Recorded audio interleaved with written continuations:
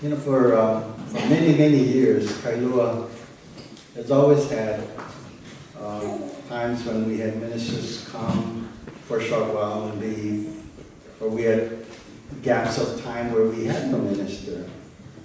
But in 2010, we got a special person, and Reverend David Nakamoto came to Kailua and spent 7 years with us. And I think we're so much better because of him. And now we're anxious to hear his message today. Reverend David.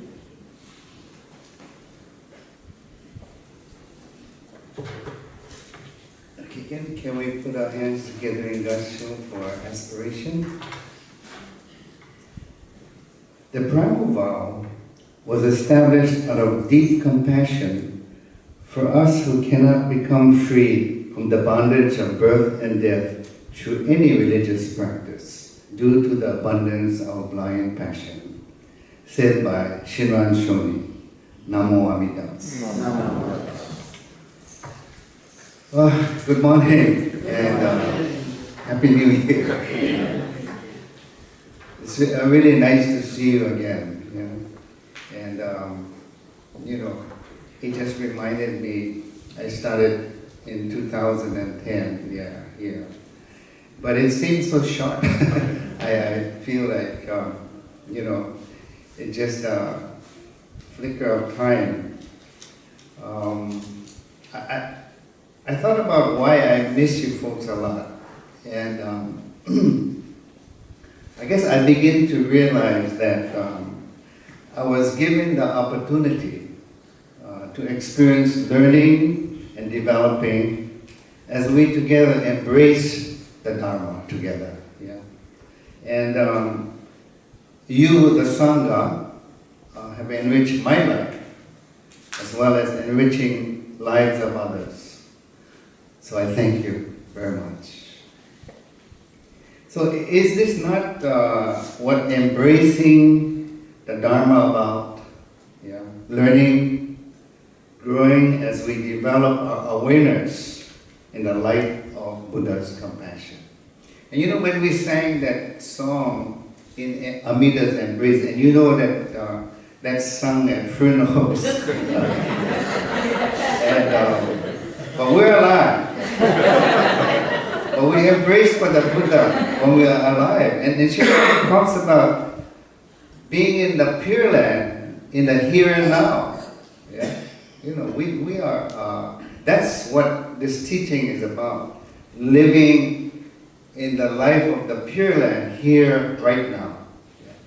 So that's what our aspiration is about.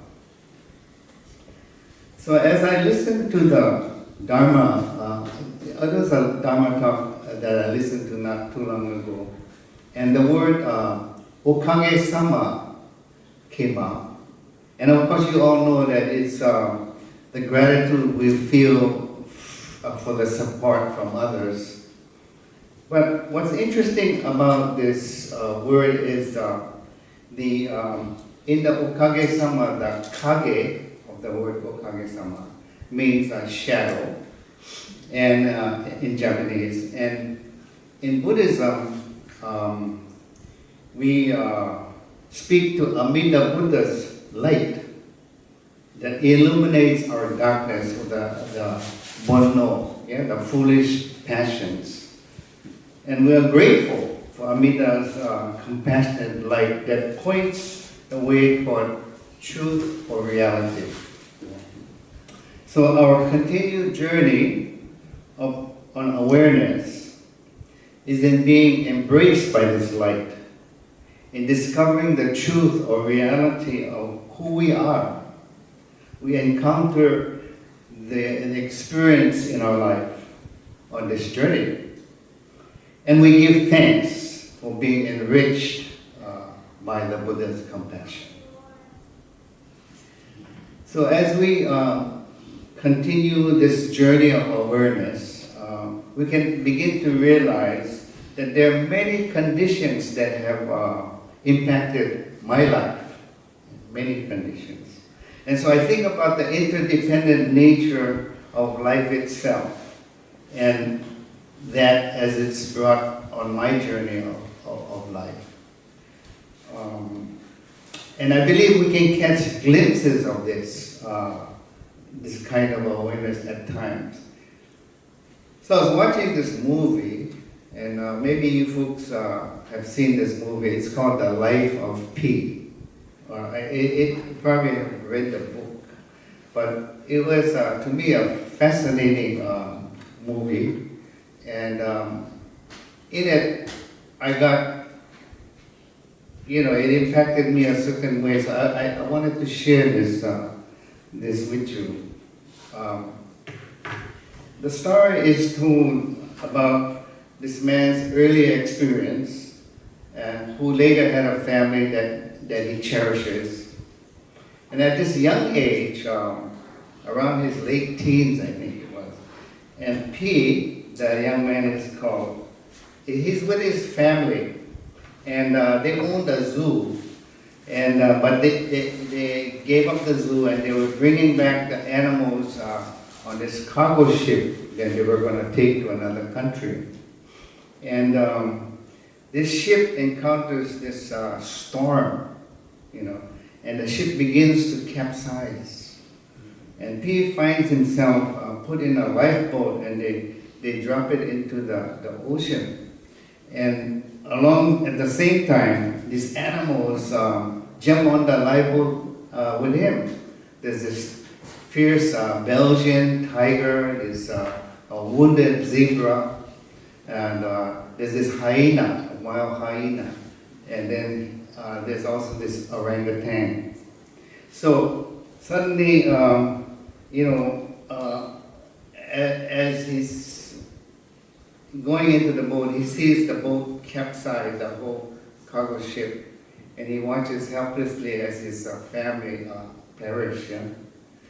So, but he realizes he's in the presence of these wild animals, and he has to fend for himself because it's all chaotic. On this lifeboat, there's this tiger, and then there's the hyena, and the hyena attacks the wounded zebra, to have food, and then the orangutan and P, they protest this because they don't want to do that to this zebra, so they try to ward him off, but somehow, the orangutan knocks out the hyena. So, but then all of a sudden the tiger appeared. The tiger is underneath the canvas of the boat, and he comes out and he attacks the zebra and he eats the zebra in front of P and the orangutan. So, they feel sorry for him. But then the tiger turns around and tries to attack P, and then P gets the oar and wards him off and fights the tiger off. But P realizes, I cannot stay on this boat because, he's going to attack me. So he finds his life jackets and he makes a makeshift raft, and he jumps on that raft and he ties it to the boat so that at least he can keep in touch with that boat. So anyway,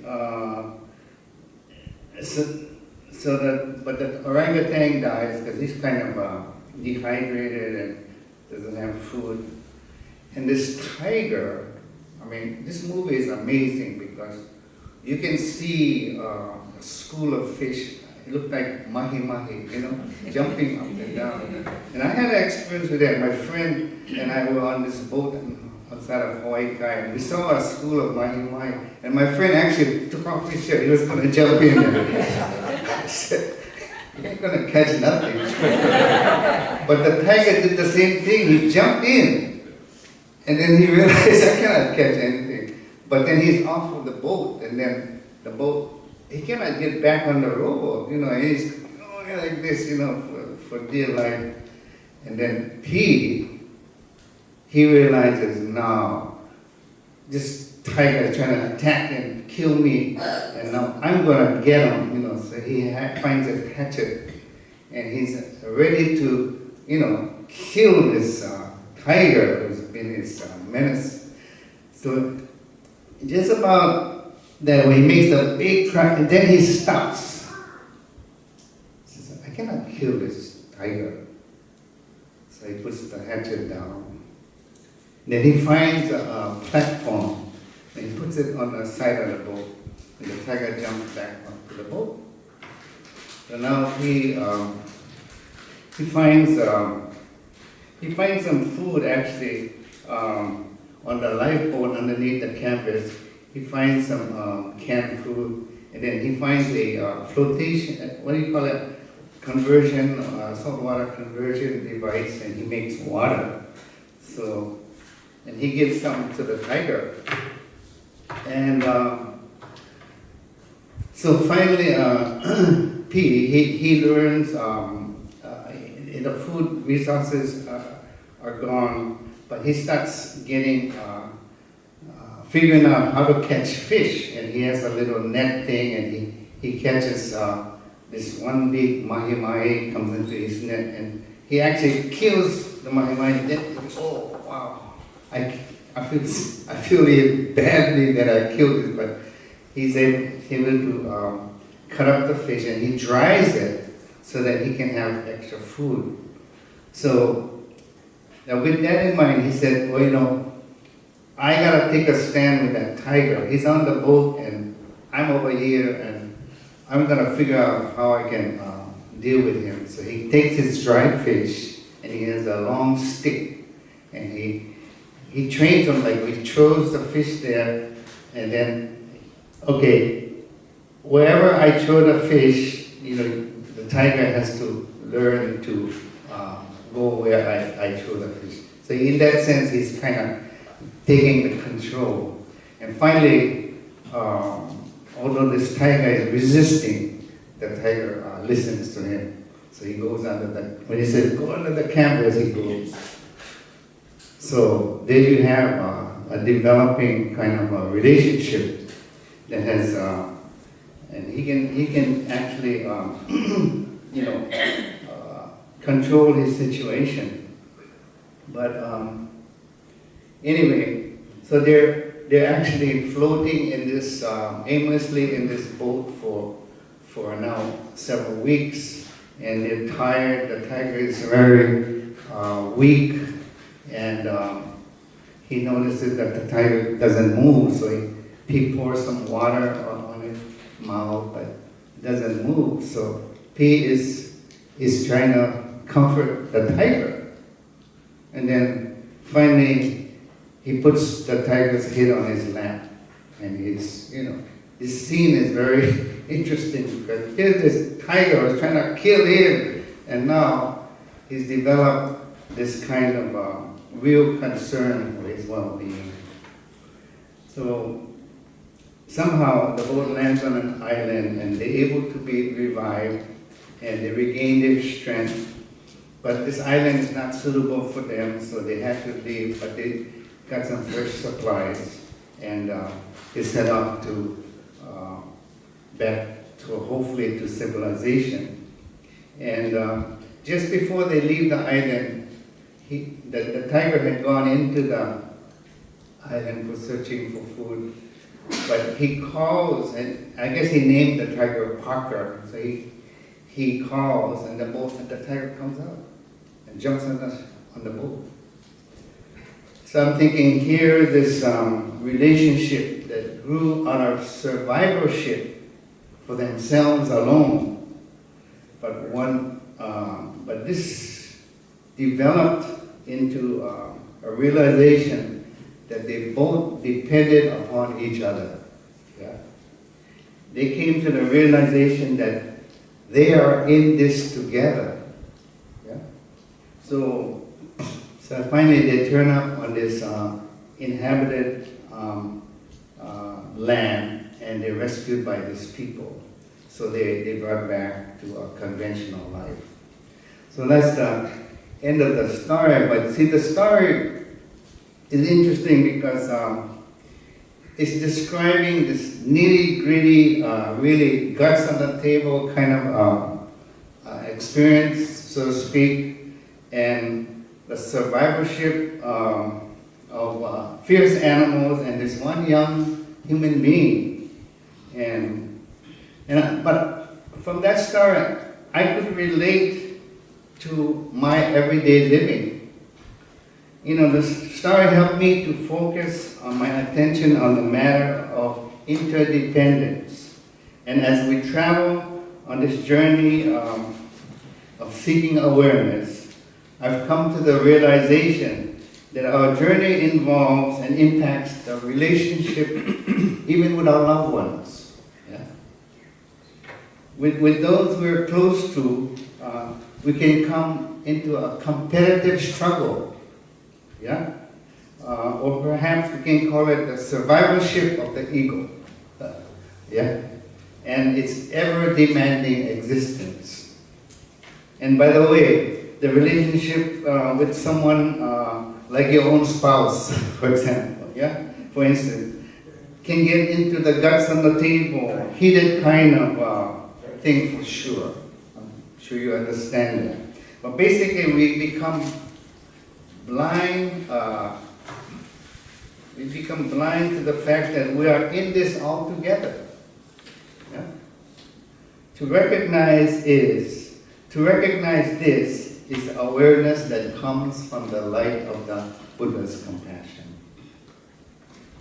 See, this matter of meeting up with the demands of daily living may sometimes create conditions that gets one caught up in putting stress on the relationship rather than support its growth and nurturance.